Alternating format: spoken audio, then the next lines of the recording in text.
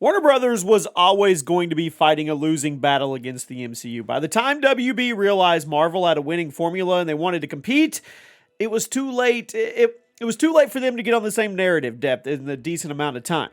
WB's infamous rush to compete led to some of the biggest comic book movie bombs in history, and they're still trying their hardest to shake that rep off. Welcome to the Chaos Multiverse, everybody. Jimmy or Chaos.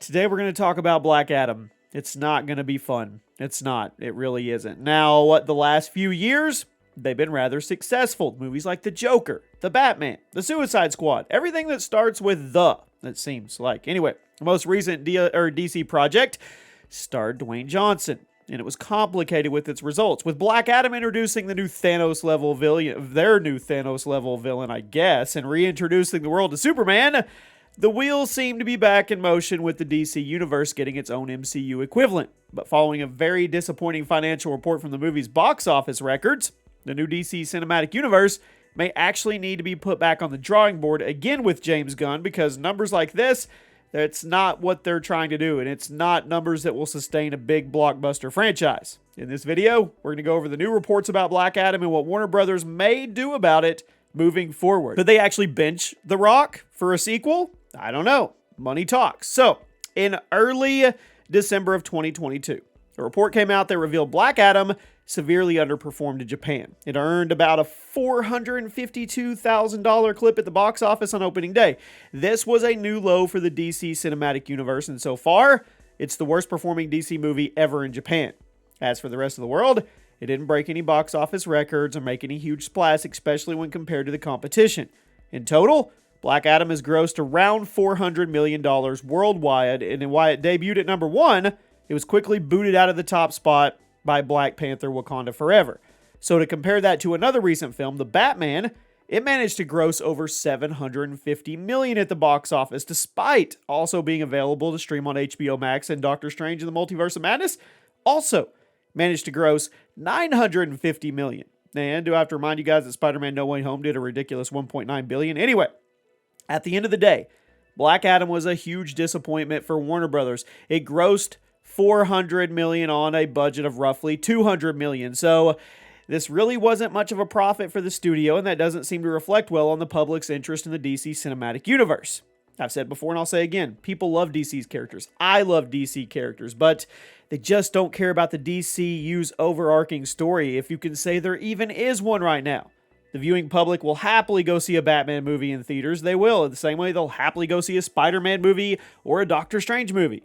But the more obscure DC characters, they don't have that draw yet. And that's because Warner Brothers, they haven't been able to fix the universe before making movies about more obscure characters.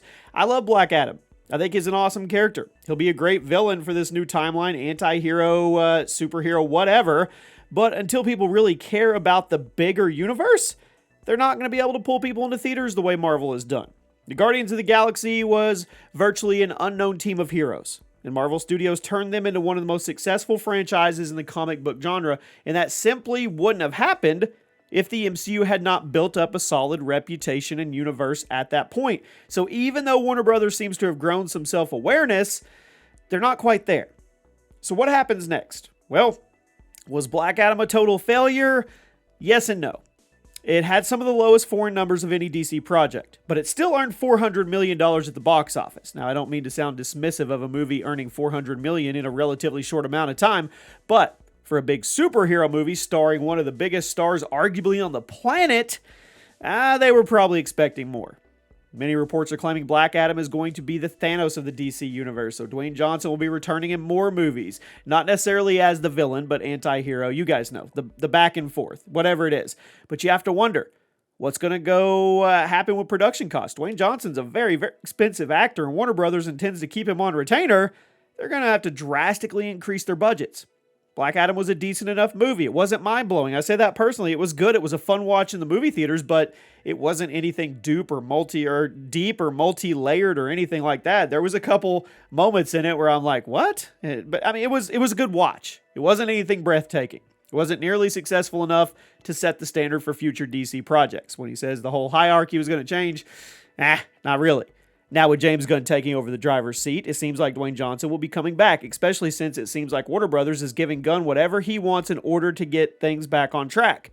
It was mere days after the announcement that James said, or he was taking over, confirmed that Henry Cavill was returning as Superman. And if Netflix was willing to let him go from The Witcher in order to play Superman again, you know Warner Brothers paid a ton of money to all parties involved. Now the DC Universe is one of the most recognizable in history. Makes total sense that Warner Brothers is sparing no expense to try to fix the entire reputation. Characters like Batman, Superman, Green Lantern, Wonder Woman, Flash, they are legendary. They are equally legendary to their Marvel counterparts, some in which they are more legendary. So they know they have a Ferrari, they just don't know how to get the gas in it. So what happens now? Well, there's a few DCU projects currently in production that are likely going to wrap up and hit theaters over the next couple years, but it's unclear how exactly they're going to interact with one another, and it's very unclear if they're even going to make it to the public. Just a few months ago, the Batgirl movie from HBO Max, canceled, gone, in the dumpster, which was a huge deal because Michael Keaton was reportedly returning as an older version of Batman in that movie, alongside his appearance in The Flash, which also reportedly is seeing reshoots. So given all the controversies with the movie star, The Flash is likely going to be heavily edited in order to write Ezra Miller out of the story by the end of it while also trying to tie into the current main DCU story. Good luck. Wonder Woman 3? It's also likely entering production soon. I mean, Aquaman 2's experiencing a bit of post-game drama. You guys get where I'm going here.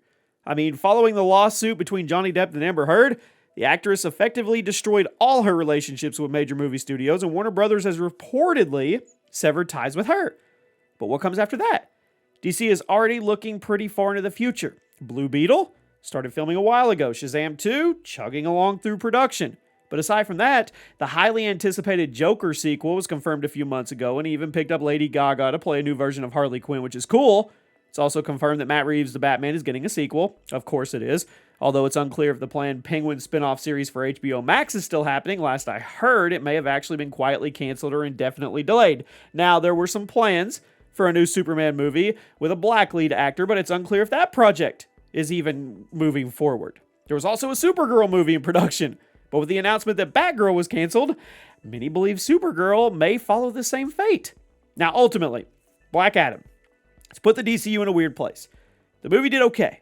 It's proven that the general public isn't ready to go start watching every single DCU project the way they will for MCU. Now, it's clear that Warner Brothers is dedicated to fixing the reputation and getting some more quality films out in theaters. Their main cast is a bit questionable right now. It's still pretty questionable what planned projects are actually going to happen. I mean, the Batgirl thing was finished, reportedly finished, and it's gone. Some insider reports have claimed the movie was just too bad to release and the damage was too deep to be fixed with reshoots. If that truly is the case, it doesn't bode well when put next to the underwhelming box office score of Black Adam. So, I hope DC can recover. I think they can. I think they've got the right guy at the helm. I love these characters. I really do. I want to go to the big screen. I want to get invested in them. I don't want them to be single off. I want it all to connect in a bigger way, just like the MCU did. So you guys let me know what you think. Do you think the Black Adam was a fail? I'll see you soon.